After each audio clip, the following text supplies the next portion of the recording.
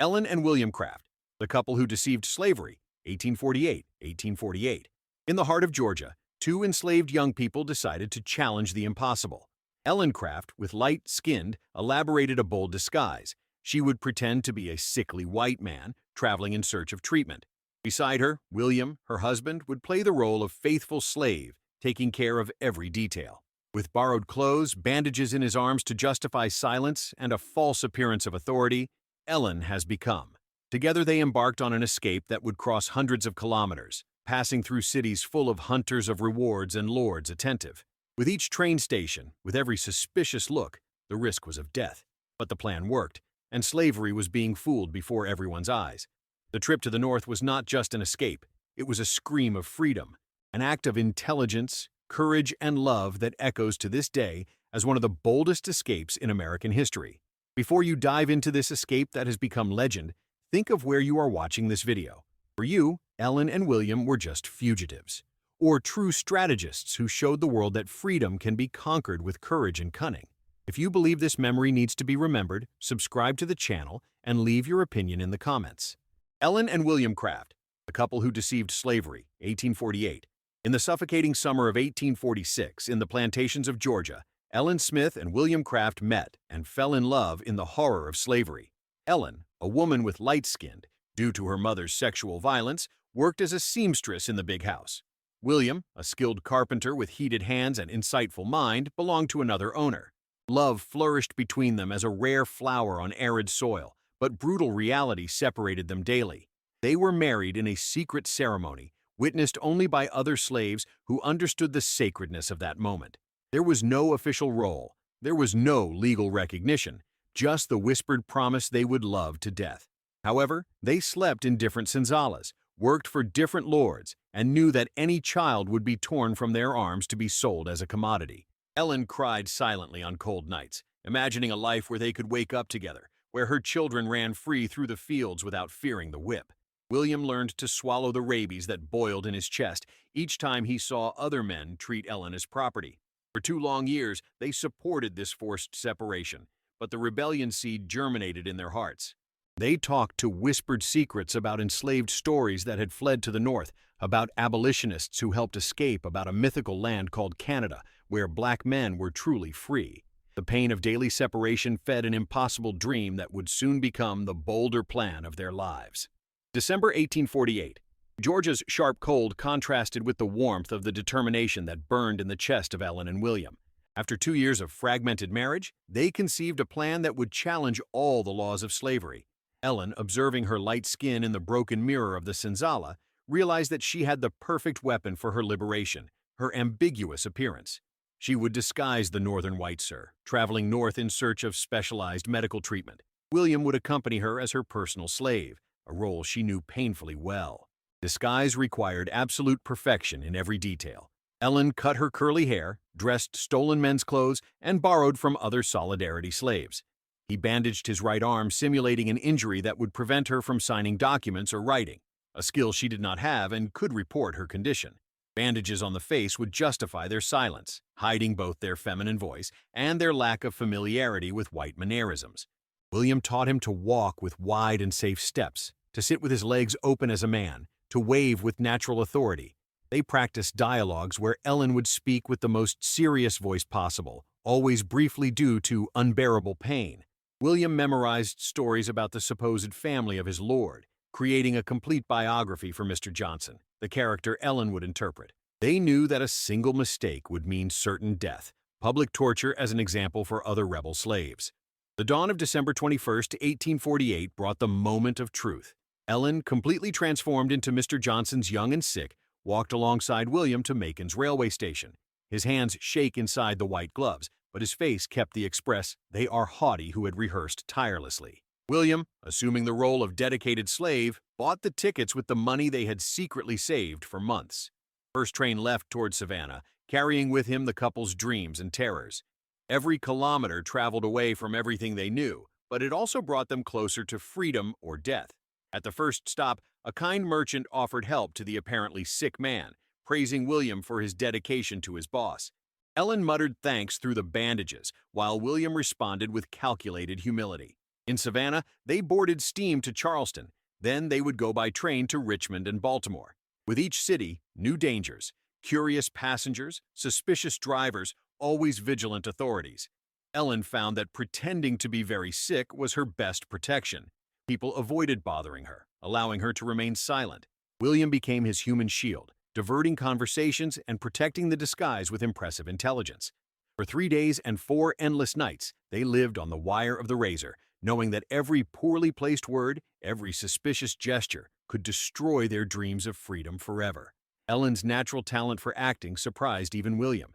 His transformation into Mr. Johnson was so convincing that sometimes he forgot he was looking at his wife. Ellen's naturally smooth voice was drowned out by the bandages strategically positioned on her face, creating the perfect tone of a sick young man. When forced to speak, he perfectly imitated the dragged and authoritarian accent of the white lords he knew intimately. William complemented performance with theatrical mastery, demonstrating genuine concern for the Lord while inventing detailed symptoms for curious. In Charleston, the most dangerous moment of the trip almost destroyed everything.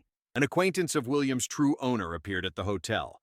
Ellen, realizing the danger, pretended to be very bad, moaning in pain as William skillfully was disconcerting about her lord's medical urgencies.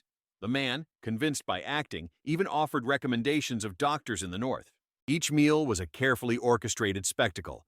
Ellen ate little due to constant pain, while William served her with exaggerated deference.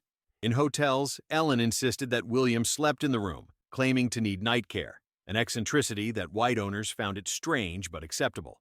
Conversations with other travelers have become dangerous improvisation exercises. Ellen learned to redirect personal questions for complaints about her health, while William created elaborate stories about the alleged Johnson family property in Georgia.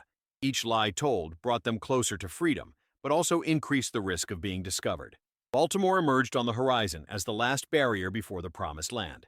William felt his heart trigger as Ellen kept Mr. Johnson's rigid stance, even with his legs trembling with exhaustion and nervousness. The railway station was sealing activity, and a strict officer examined documents with suspicious attention. When their turn came, the man severely questioned William. Where was the written authorization allowing that slave to travel? Ellen, gathering all her courage, rose with the haughty authority of an offended white gentleman. In a trembling but firm voice, he declared to know William since childhood, personally guaranteeing his conduct. The performance was so convincing that the officer apologized for the impertinence and released the passage. On the final train to Philadelphia, Ellen and William could barely breathe with anxiety. Every mile traveled to them closest to the free North, but also increased the terror of being discovered at the last moment.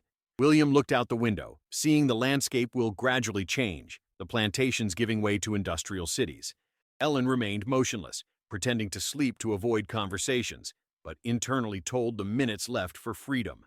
When they finally crossed the Pennsylvania line, free territory, silent tears ran down their face. 24 hours later, on December 25, 1848, Ellen and William Craft stepped on free soil in Philadelphia. Christmas never had such a deep meaning.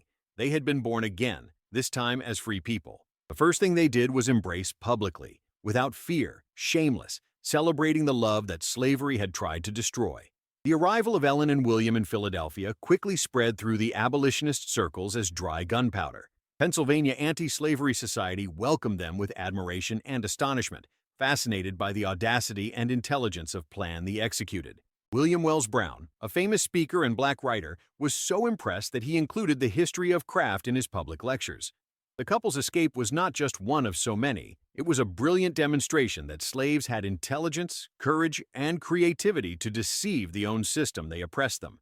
Ellen became a powerful symbol of feminine resistance, proving that black women could be protagonists of their own liberation. His physical and theatrical transformation ability inspired other enslaved women to consider apparently impossible escapes. William represented the black masculinity he protected and planned, destroying racist stereotypes about passivity and submission. Together they embodied the black family united against all the forces trying to separate it. White abolitionists like William Lloyd Garrison invited them to tell their history at public meetings, where Ellen spoke shyly but with determination about the horrors of family separation and slavery. William, more eloquent, described in detail how they planned and executed the escape, inspiring fascinated audiences.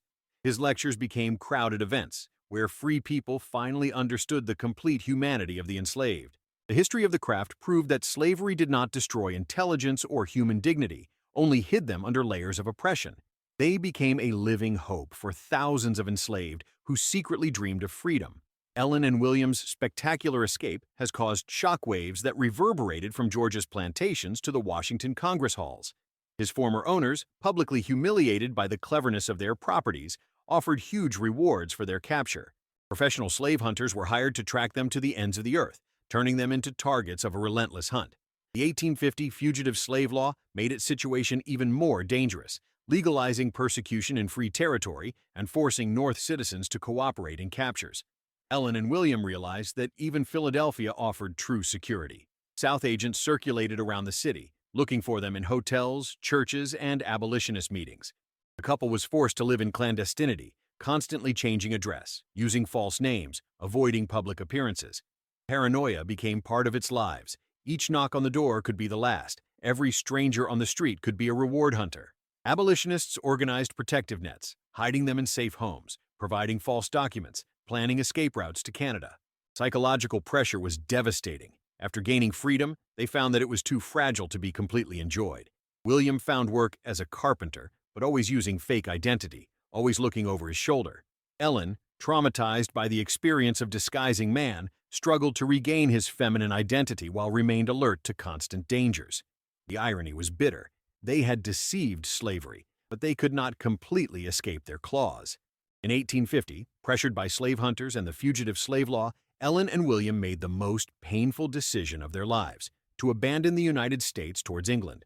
Liverpool received them as heroes, and the British Abolitionist Society welcomed them with genuine admiration. In England, they could finally live like truly free people, work without fear, walk hand in hand through the streets without looking back. William established herself as a respected carpenter, while Ellen dedicated herself to the studies that slavery had denied her. Together they wrote a book detailing their escape, Running 1,000 Miles for Freedom, which became an international bestseller and inspired generations of human rights activists. Their lectures in Europe have sensitized thousands of people to the horrors of American slavery, increasing international pressure for abolition. After the Civil War, they returned to the United States as free citizens, settling in Georgia to educate former slaves. Ellen founded schools for black children, while William continued carpentry and political activism. They had 5 children who grew up free, realizing the dream that had motivated them during those terrible days of December 1848. Today, Ellen and William Craft are remembered as maximum symbols of creative resistance to oppression. Its story transcends the narrative of American slavery, becoming universal inspiration on how love, courage, and intelligence can defeat seemingly invincible systems. Museums, textbooks, and documentaries perpetuate their legacy, reminding us that freedom is not a gift, but achievement that accompany planning and unshakable determination. The couple who deceived slavery proved that human dignity can never be truly chained.